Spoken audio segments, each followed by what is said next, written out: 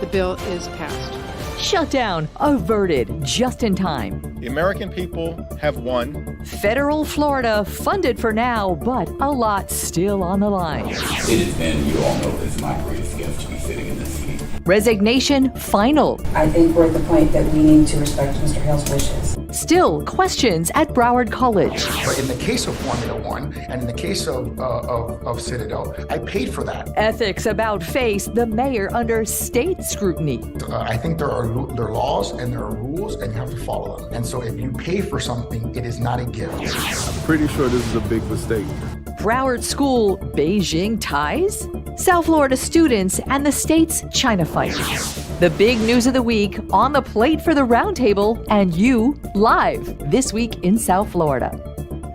Good Sunday morning. Sunday as in October 1st and crisis averted just a few hours before this morning's midnight deadline.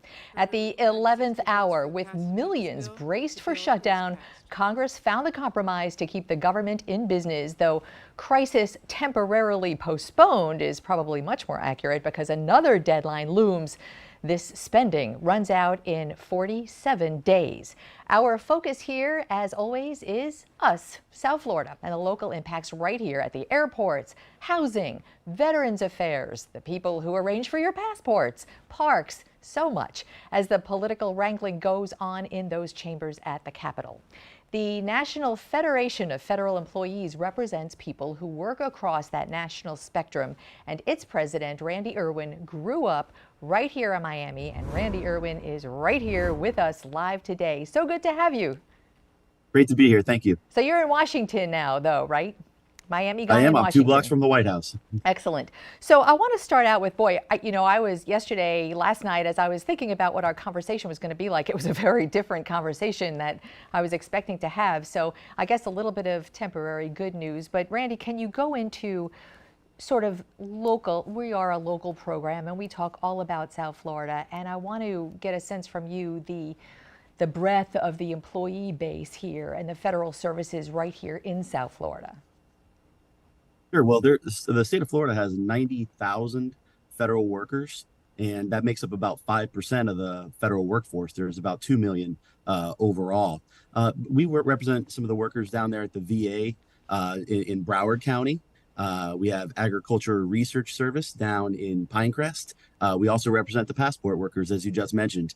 But there's a lot of federal workers down there, and so this shutdown would have had a huge impact on South Florida. And what have you been hearing from them this week? Because, it was my sense no one was expecting this compromise as of last night.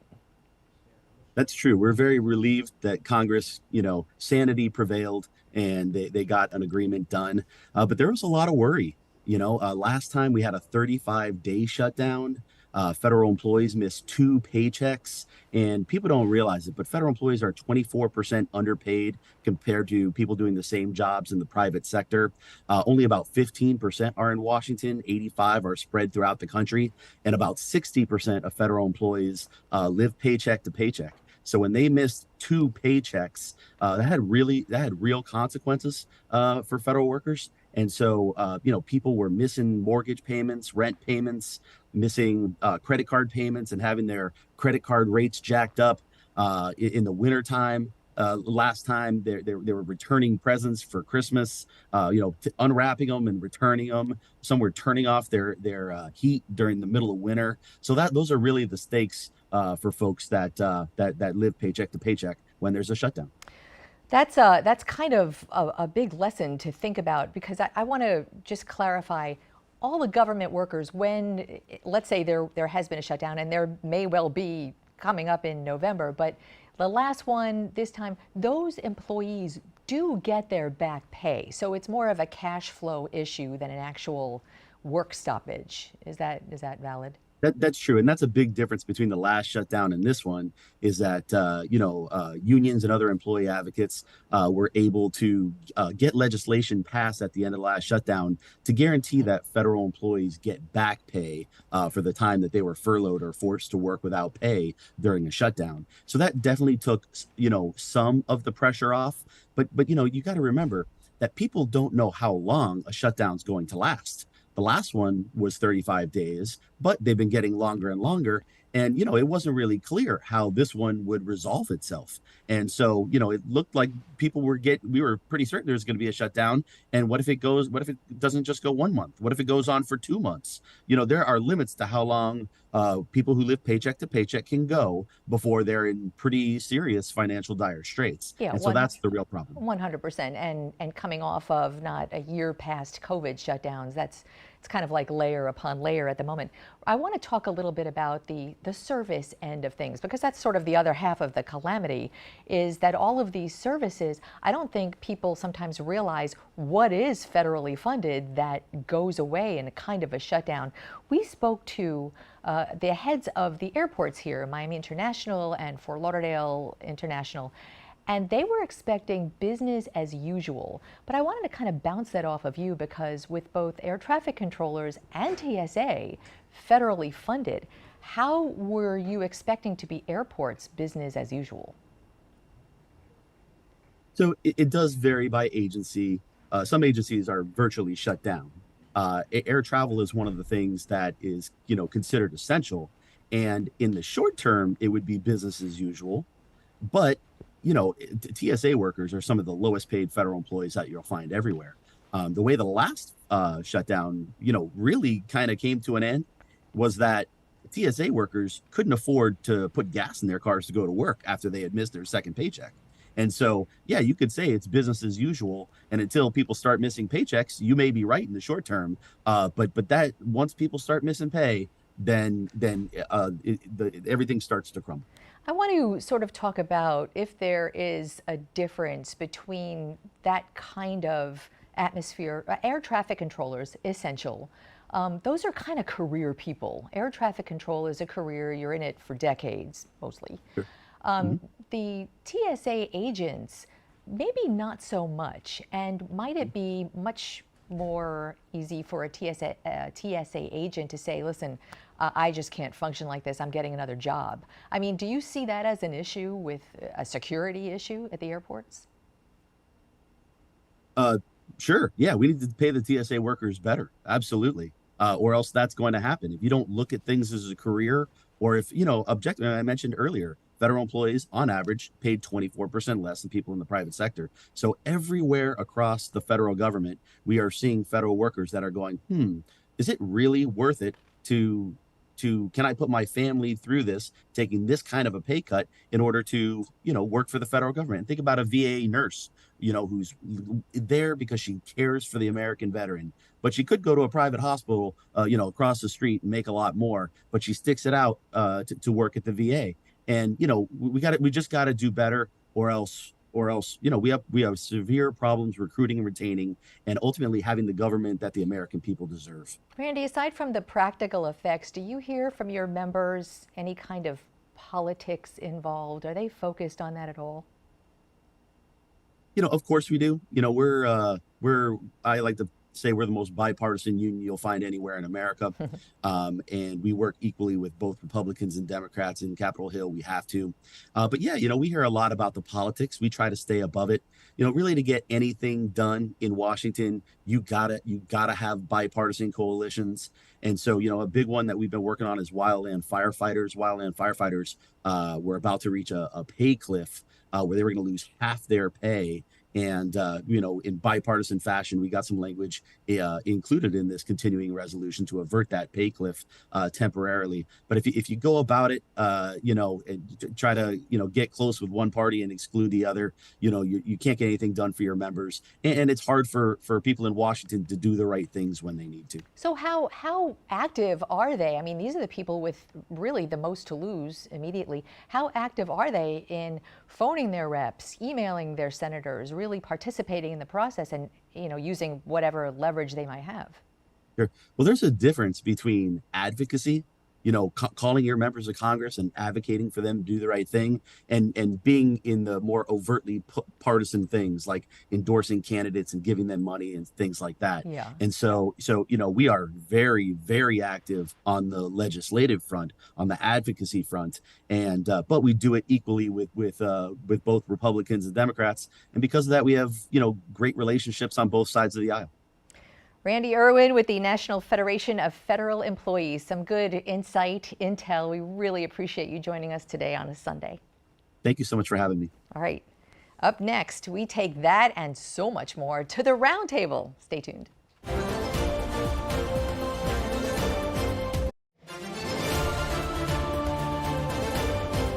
A lot on the plate for the roundtable today, here to mix it up. Introductions first. Loreal Arscott is an attorney and chair of the Miami-Dade's Independent Civilian Panel. Marili Cancio, community leader, attorney, chair of the Greater Miami Expressway. Rafael Yaniz is an attorney and political analyst. Tom Hudson is not an attorney. A senior economics reporter and special correspondent at WLRN. And it is so great to have an all-star crew here today. Thank you for joining Always us. a pleasure. Are you friends again? We're friends again. We're friends. All right. Well, okay. Tom Hudson. Yes. Numbers man. Yeah. First question. I mean, you listened to Randy Erwin. We watched the drama overnight. I was sleeping overnight, but I watched it before I went to bed. What economically for South Florida, what was on the cliff there? Well, I think certainly the paychecks for the thousands of Floridians that are employees of the federal government. There could be, if there is a shutdown in the months ahead, if there had been a shutdown beginning today, it could have been the paychecks for all those contractors that have a business with the federal government that rely on it.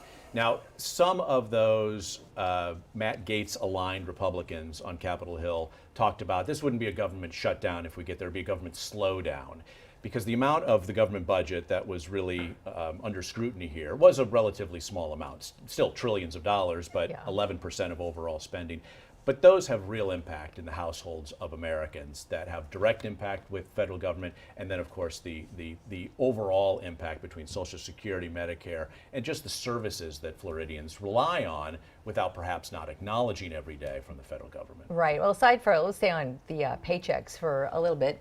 I was interested to see Erwin was talking about paycheck to paycheck livers. And that's a significant amount of people who have no savings, according to a lot of the studies that we see. But it really is people who live paycheck to paycheck, people who are on Social Security.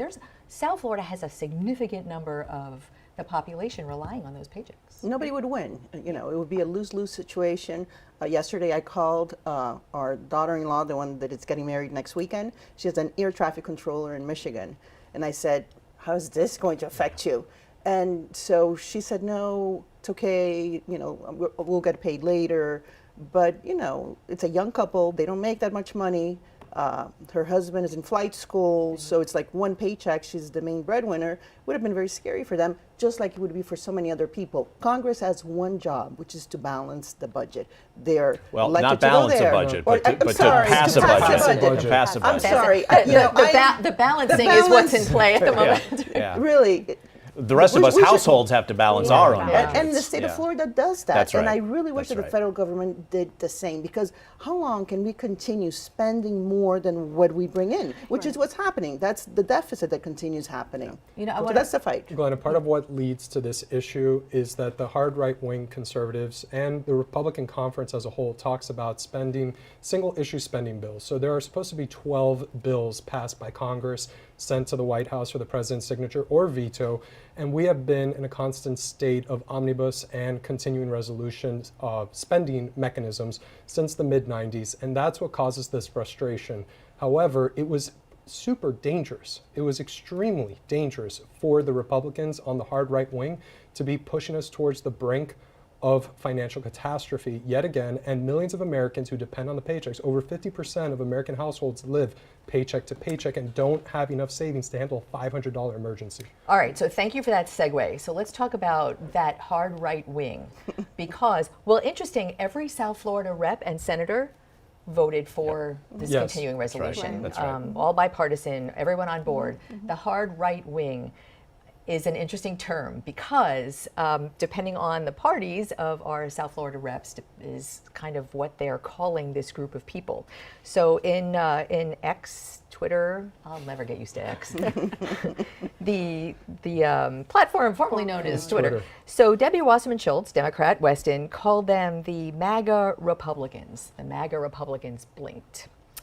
And Carlos Jimenez, Miami Republican, called them his inflexible colleagues. What do you call them, Loreal? I think that terminology is very telling. You know, similar to what we referred to the last go around, they're the boisterous minority. This is a small fragment of the Republican Party, and we by no means mean to indicate that they reflect the ideology of the entire party. But their stances are very interesting, and they take such a staunch stance. What's telling about that 60% of Americans that live paycheck to paycheck, they have to be concerned about how to feed their children. Meanwhile, that boisterous minority, they would have still gotten paid if the government did shut down. And I think that's something that our politicians really need to take into consideration. This stance on the Ukraine and having certain items in the bill or not be in the budget is just really concerning. Why is there such an opposition to having funding for Ukraine? Why is empowering Russia a good idea? Other than this is an ideology that's pure rhetoric, that lacks substance, that is a very hard line for that group. Well, I think well, I'm not going to say, you can talk about that. I think it goes to, you know, does the money stay at home or does the money go away? That's it. I don't think that's an issue of not helping Ukraine. We've helped them to the tunes of so many billions of dollars. It's an issue of we have 50% of Americans that don't have $500. So that is an issue. We need to empower Americans, American businesses, and control our spending. You know, it was not a partisan fight, Rafael, was it? It was not a partisan fight at all. It was, you know, I want to hear your sort of analysis on the Republican versus whatever that group is called of Republicans. Well, they self-style themselves as the MAGA wing. You know, Rep. Matt Gaetz was on This Week with George Stephanopoulos before this program, and he himself called them the MAGA wing Republicans. And they are proud, and he's claiming that this is a mechanism for them to show the American people how the spending actually happens. And he's trying to paint Speaker McCarthy alongside the minority leader, Hakeem Jeffries from the Democrats, and President Biden as all being in cahoots. And the reality is you have this boisterous minority, or you have this minority within the Republican Party. The BMs. We're going to call them the BMs now. The healthcare community has a different word for that. Oh, no. So, no. Yeah, so I'd be careful. But the reality is these boisterous minority members, the MAGA wing, they are proud, and they go back to their constituents and say, look what I accomplished. And it's really an exercise in futility. If they were serious about getting 12 single subject spending bills in front of Congress, they would start by doing what the average American, according to public polling, Pew Research Center talks about. The average American would be in favor of Congress doesn't get a paycheck. Congress doesn't get any benefits until they pass the spending bills. All right, let's put that in the hopper. We need to take a quick break, but we have so much more for the rest of this hour. A lot of South Florida news for this all-star group, starting with next segment. We have the College Board for Broward College is about to pick a new president. So many questions surrounding the resignation of Gregory Adam Hale. We take that up when we come right back.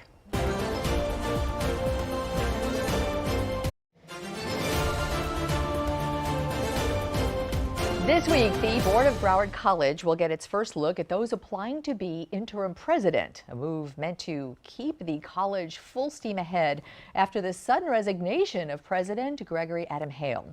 Since emailing that resignation 2 weeks ago, Hale has not publicly explained why he resigned. At the emergency board meeting right after, it's clear the trustees were blindsided. They heard from a lineup of who's who in Broward begging them to make him stay. As chairman, I can assure you this would be a massive blow to the foundation and its mission. What does it say that this esteemed man with these accolades, that this college that has thrived in these last 6-7 years, has walked away with a moment's notice? I do just beg you, as so many people have here today, to please consider working with President Hale. At that meeting, a baffled board voted to keep the communication open with him, though this week Hale made his resignation final. I don't know why he took this course of action, and in that respect, I don't know how much control the board has over the outcome of where we're going. But I do concur with everyone in this room that there should be a dialogue about it. And I do not know why. It sounds to me like none of us know why we are here. We invited President Hale to be with us today. His email really is the only public communication that he's had, and in it, he does not give a reason. In fact, he says without cause, which I guess is part of his contract. Marili, Cancio, you know Greg Hale.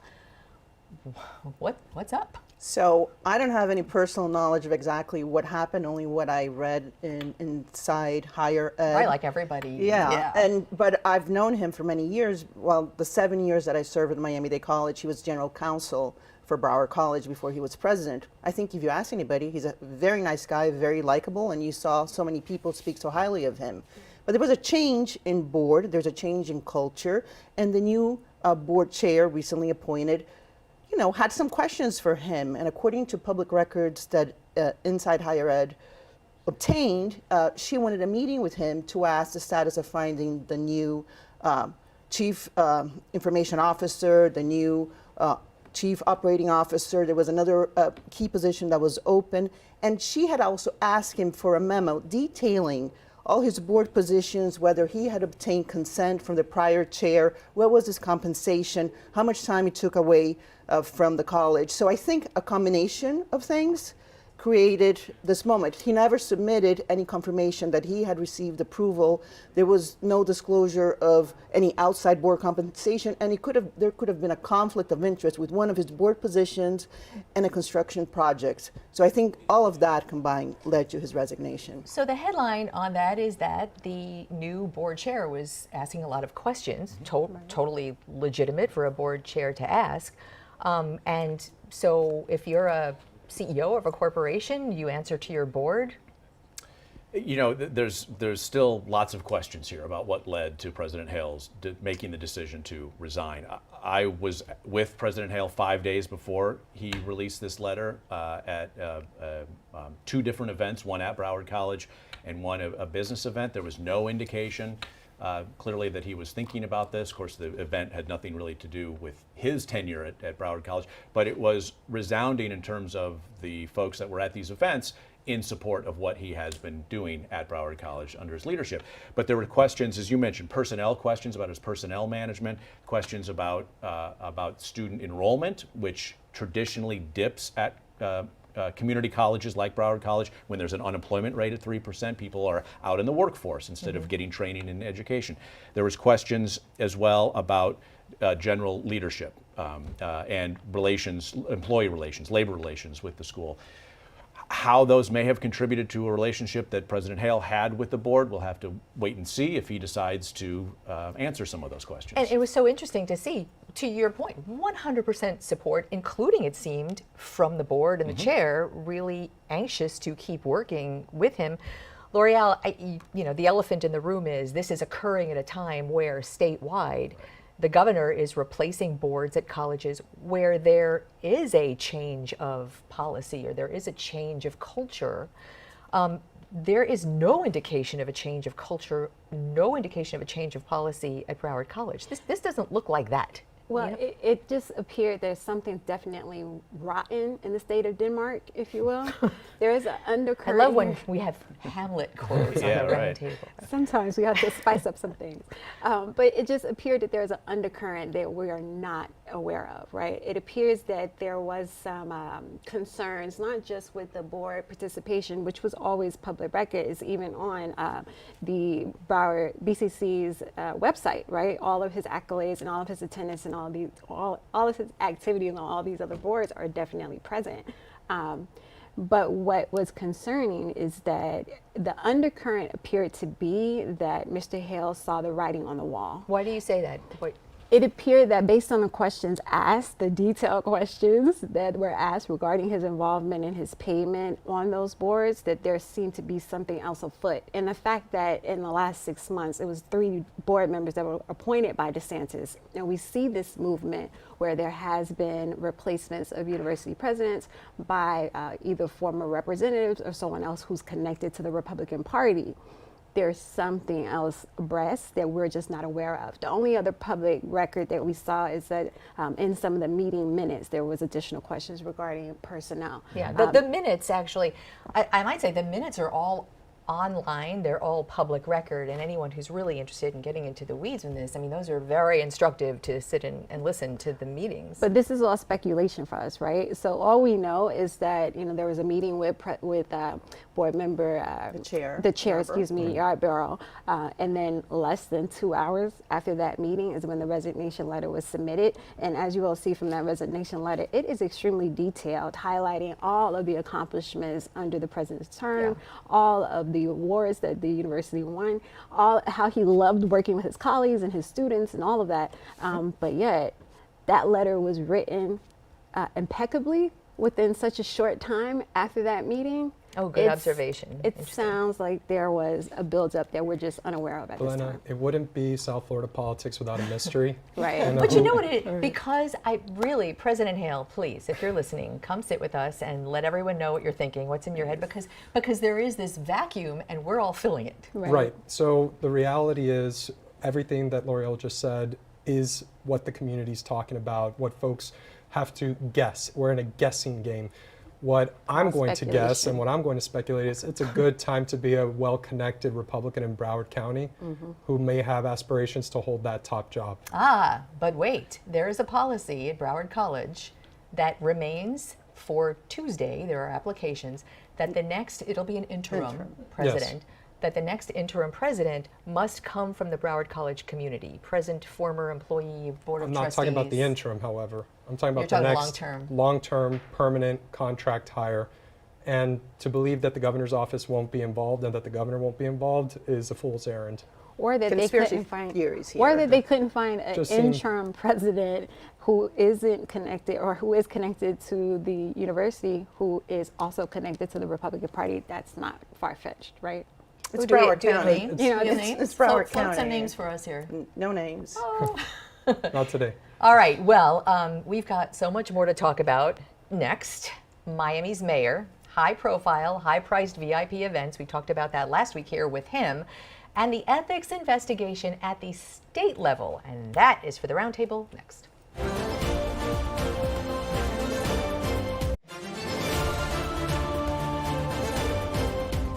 Miami Mayor Francis Suarez right here last week under some scrutiny for some of his travel and appearances at high-profile, high-priced VIP experiences at sporting events like Formula One with Miami hedge fund operator Ken Griffin. But right there is the World Cup in Qatar with soccer star David Beckham, those people who also do business with the city. The mayor correctly said the Miami-Dade Commission on Ethics closed a complaint alleging the mayor failed to properly disclose gifts, but county ethics closed it without investigating because of its rule that the complainant has to have firsthand knowledge. But during that same conversation, the mayor did acknowledge an ethics investigation also underway at the state level, and this week we learned that is going forward. In the case of Formula One and in the case of Citadel, I paid for that myself. And in fact, I disclosed it to a member of the media when I didn't have to. I think there are laws and there are rules and you have to follow them. And so if you pay for something, it is not a gift. So therefore, it does not have to be disclosed. All right, so I know you couldn't hear what the mayor was just talking about. He was making the point that if it's a gift, it has to be disclosed. If it's not a gift, it doesn't have to be disclosed. How you apply that to his appearances at Formula One and at the World Cup, which is what the ethics investigation is about, I need an attorney.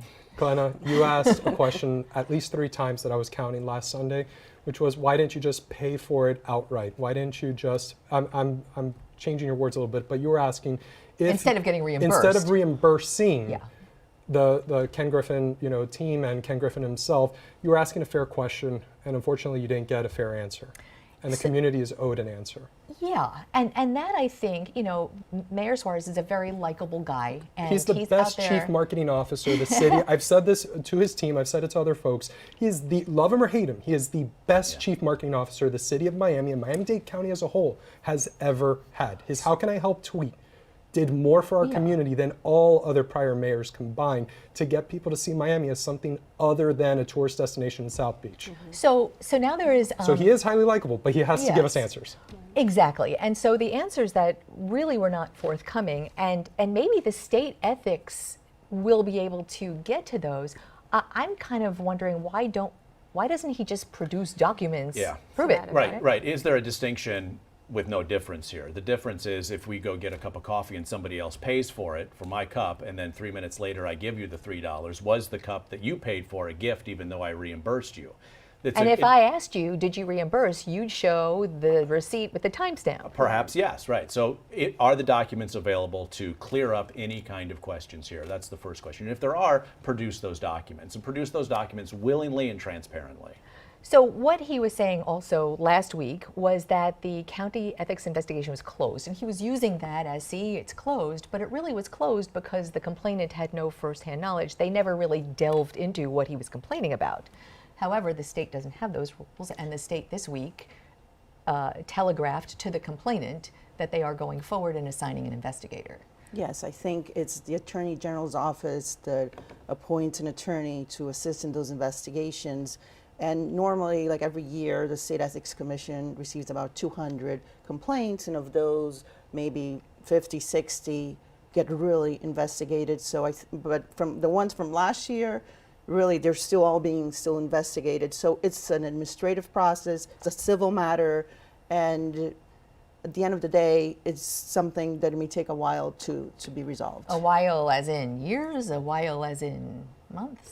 I think we may see a more expedited resolution of this, considering the other investigations that are pending by the FBI.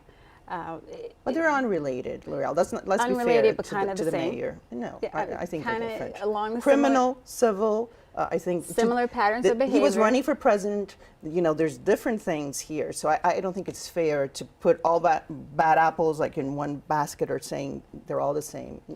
So it only came to light because he was running for president. It came to light because he finally had to make these disclosures. So the $1 million question that I'm wondering as a former municipal attorney is, every year, government employees, or excuse me, all the elected officials had to submit financial disclosures. So I'm trying to understand why the financial disclosures were either never submitted, either never scrutinized, or why this is the first time we're hearing about it at all.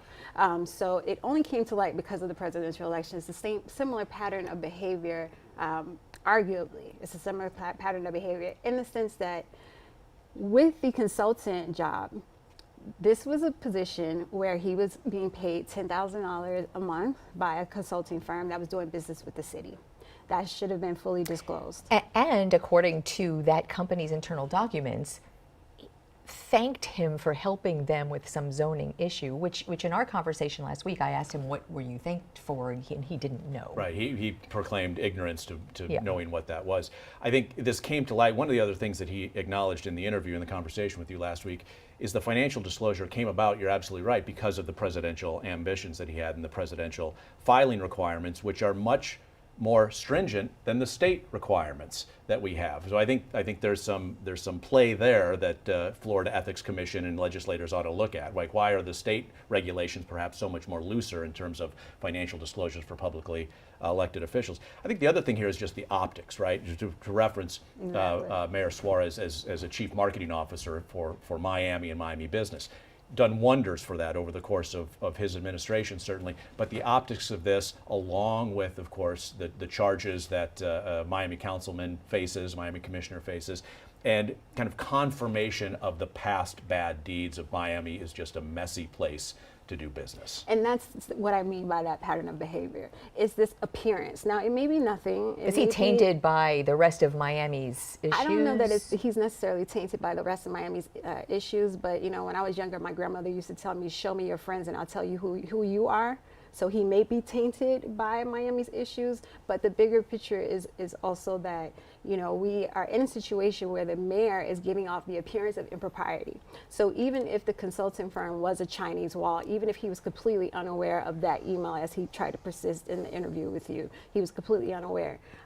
Okay, that's great. It doesn't appear so because you were on the payroll, and at the same time, this issue was being pushed forth. Same way, as far as this trip, why didn't you just pay it outright? You've been a politician exactly 5 years after you were a licensed attorney. You were barred in 2004. You first got to city council in 2009. So you know all the rules governing candidates.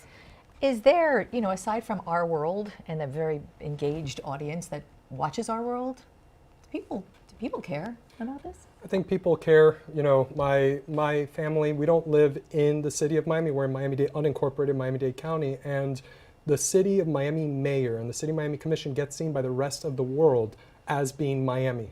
Oftentimes folks don't realize there's a county commission, a county mayor. We know that locally, but outside folks don't know that, and especially when you have, you know, Lionel Messi coming to join Inter Miami, when you have the stadium deal coming through, all these big projects. You have Ken Griffin bringing his company, his Miami is a brand, and the city is about this big. Correct, and that's part of the challenge where he's elected by a subset of the county, but he really represents the whole county. Yeah. All right, well, TBA, we shall see, but we are so not done yet, because up next, South Florida schools, 2 of them, blindsided by the governor. What does China have to do with that? That's next.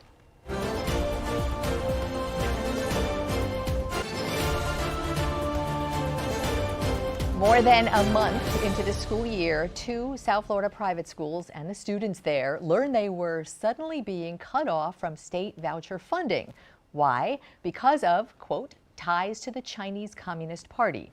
News to the Sagemont schools in Weston, and now they're scrambling to help families continue paying their tuition. The prep school is locally run, follows Florida and federal curriculum standards, and is owned by a company controlled by an investment group owned by Chinese nationals in Hong Kong. The move was announced in a press release from the governor's office that included reminders of new state laws targeting the Chinese Communist parties. And so with that, we turn to Sagemont School, who has not publicly commented, issued a statement, kind of benign, didn't really answer many questions. But Loreal, I guess I went, what? What did you, when you heard that, what was your reaction? Of course, the original reaction was knee-jerk, right? Like, what is happening? What are the connections to China? But politics aside, my first thought was, what about those students who are impacted by it? 100%, of right? course. So the money that was stripped from the school was money that went towards funding a child's education. So that's concerning for parents who needed that assistance. The other concern that I had, Glenna, was whether or not the school had an opportunity to address these allegations. You know, there's a thing called due process. I know it's not applicable in administrative hearings, sometimes, not really, but it would have been great if the school could have been put on notice prior to receiving this information like we all did in media reports, so that they could address it and attempt to correct whatever the concerns were. Well, I think on the bottom of its website, it kind of acknowledges the ownership. The company is owned by a Chinese investment firm who's owned by a Chinese national. But that in and of itself, and I don't mean to interrupt you, Glenna. Interrupt away. That's what the roundtable is about. It doesn't, even though it may be owned to, it's kind of removed also. It's held by a holding company that's, you know, it's a bit removed. There's a connection to Singapore than Hong Kong. Exactly. Yeah. The substance of what's being taught to these students. I understand the governor's concern was that he didn't want the indoctrination of communism to these students. That doesn't seem to be connecting to me. The governor's office offered no evidence of a connection, that it stated there was a connection. Perhaps it was the ownership structure that was the connection. I think that's what the connection was. Administratively, that was enough for the governor's office to pull these funds. But it ought to say that's what the reason behind this was. You know, but this is a pattern here, right? There was 2 point other points regarding China and the DeSantis administration. One is the real estate law, right? That was passed in this latest legislative session, really banning Chinese nationals from buying property within a certain area in Florida. And essentially all of Florida is covered by that. That's being adjudicated in the courts. And secondly, in 2020, the governor's office put out a request, or put out an order essentially for state agencies to say, you must go investigate any vendor that you're doing business with to see if there's any ties to the Communist Party of China. That kneecapped Florida law 100,000 letters were enforcement. put out and they found exactly 0 connections. But that directive actually kneecapped Florida law enforcement agencies across the state, because the best commercially known drone manufacturing company is a Chinese firm called DJI. Some of the viewers probably own DJI drones. And the governor's office went after state and local governments saying you can't have DJI drones or any technology related to the Chinese government or originating in China. That caused an immediate grounding of all these drones, and it caused an issue to scurry and try to find alternative drones, which there aren't many competitors. Well, the governor would then say, all right, here's the law, and now let's figure out how to meet it. But one question for you. Sure. To your point, the money follows the students. These are students' money. But this school is a for-profit school. So, the argument can be made that the profits from the school are going to China. Correct. And effective July 1st, a new real estate law that affects not only China, but Iran and North Korea, Cuba, Venezuela. It's saying, if you're Chinese national, that you're not, you don't have a visa to live here, you're not a citizen of this country, you cannot own property here.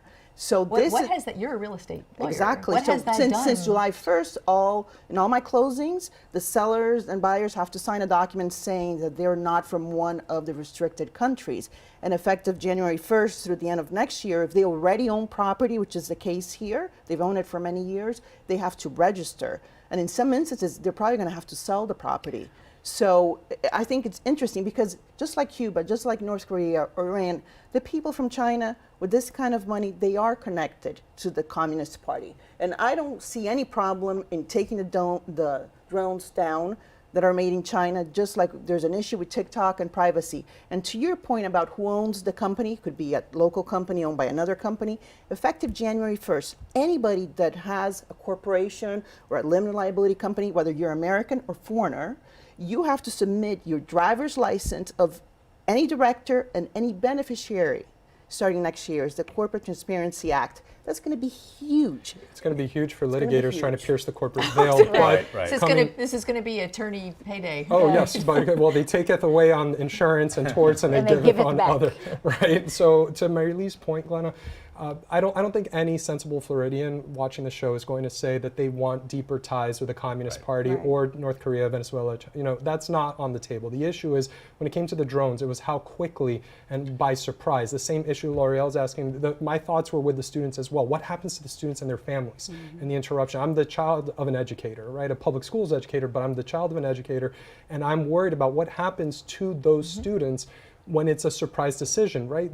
No due process necessarily applied in this instance, but the governor's office could have been much more transparent. It doesn't take a leap of logic to take any kind of corporate structure that includes a Chinese national in Hong Kong or Singapore to say, well, maybe there is a connection to the Communist Party, right, in China. That's the way that economic system operates. But the transparency that we would like here, and the parents would like, the staff would like, and voters would like in terms of the decision-making process that led to this specific action. Well, why isn't this going to be moved to another public school unless in great schools? The money follows them. But to Tom's point, I want to know, does the governor's office, we deserve to know, does the governor's office have actionable intelligence about those ties? Then put them on the public record. And why not inform the parents, since we're so concerned about giving parents? Because they just found out. The health, welfare, and safety. That's what came out in the governor's order, because he has to quote against the statute.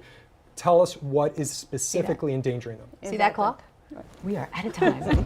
Thank you so much. I learned so much. I think we all do, from very smart people talking about things that we don't necessarily agree on. Tom Hudson, Loreal, Arscott, Marili, Cancio, Rafael Yaniz. Love you all. Thanks so much for your Sunday. We'll be right back.